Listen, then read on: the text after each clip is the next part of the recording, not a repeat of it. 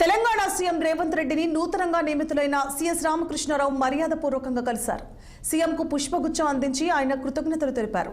నూతన సీఎస్ గా senior IAS అధికారి కె రామకృష్ణారావును తాజాగా కాంగ్రెస్ ప్రభుత్వం నియమిస్తూ ఉత్తర్వులు జారీ చేసింది.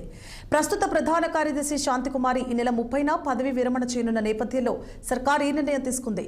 ప్రస్తుతం ఫైనాన్స్ స్పెషల్ సెక్రటరీగా విధులు నిర్వహిస్తున్న రామకృష్ణారావు 1991 ఐఏఎస్ బ్యాచ్ అధికారి. ఆయన 2014 నుంచి ఆర్థిక శాఖ బాధ్యతలు నిర్వహిస్తున్నారు. ఆర్థిక పరమైన నిర్ణయాలు తీసుకోవడం, కేంద్రం నుంచి నిధులు రాబట్టడంలో ఆయన కీలకంగా వ్యవహరించారు.